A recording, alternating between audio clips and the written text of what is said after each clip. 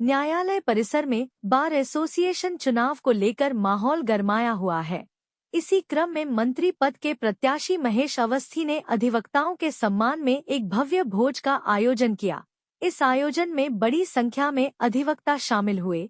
कार्यक्रम के दौरान प्रत्याशी ने सभी अधिवक्ताओं का स्वागत करते हुए कहा कि उनका उद्देश्य बार और बेंच के बीच बेहतर समन्वय स्थापित करना है। उन्होंने आश्वासन दिया कि यदि उन्हें मंत्री पद की जिम्मेदारी सौंपी जाती है तो वे अधिवक्ताओं की समस्याओं के समाधान के लिए सदैव तत्पर रहेंगे। भोज के दौरान आपसी सौहार्द और एकता का संदेश भी दिया गया। प्रत्याशी ने अधिवक्ताओं से आगामी चुनाव में अपने समर्थन और सहयोग की अपील की। मैं आप सभी साथियों का आभारी हूं। आप लोगों का सहयोग और आशीर्वाद मिला तो मैं पूरी ईमानदारी और निष्ठा से बार के हित में कार्य करूंगा।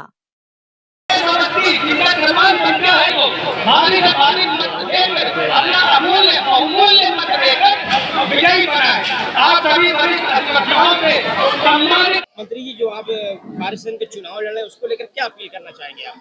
मैं बार संघ के चुनाव पे यही अपील करना चाहता हूँ, अधिवक्ताओं सभी बहनों से भाइयों से अपने मत का सही प्रयोग करें और अपना मत देकर हमको विजयी बनाए। मैं अधिवक्ताओं के हित के सम्मान की हर लड़ाई लड़ूंगा। अभी तक मैं लड़ता भी चला आ रहा हूँ और कई कोर्टों में मैंने अधिवक्ताओं के हित के मुकदमे जीत के दिए हैं और आगे से मैं यही काम करूंगा। मेडिकल पॉलिसी की मैं जिसकी भी सरकार हो, जिसकी भी गवर्नमेंट, मैं अनशन में बैठना पड़े मेडिकल पॉलिसी लाऊं। ये हमारा अधिकार है, हमारा सम्मान है, क्योंकि आपने सबको पॉलिसी दी है, हमको इससे वंचित कर रखा। हमारा आर्टिकल 21 का दहन किया जा रहा है। आज प्राण और दही का संरक्षण का अधिकार है, उसमें जीवन की सुरक्षा का अधिकार है, वो हर जगह यूज होता है। मेडिकल पॉलिसी हमका जन्म से अधिकार, वो हमको मिलनी चाहिए। मैं सरकार से प्रशासन गुजारिश करता हूँ कि ये पॉलिसी हमको तुरंत उपलब्ध कराए, इसमें देर और विलंब ना करें। प्रोटेक्शन एक्ट में दूसरी मांग है, उसको भी तुरंत लागू किया जाए हर जिले में, हर समय पे।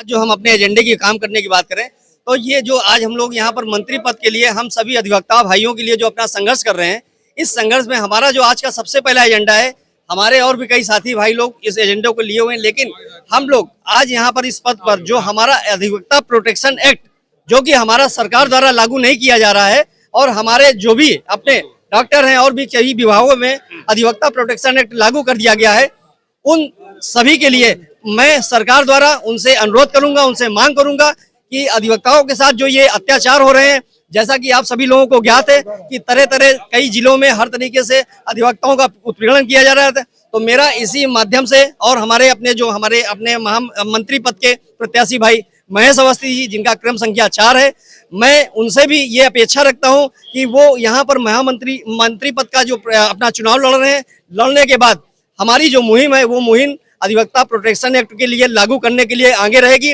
और अगर किसी कारणवश हमारे अपने भाइयों का आशीर्वाद कम रहा और नहीं इस प्रकार से आशीर्वाद हुआ, उसके बावजूद भी हमारी मुहिम चालू रहेगी कि हम अधिवक्ता प्रोटेक्शन एक्ट का लागू कराएं। और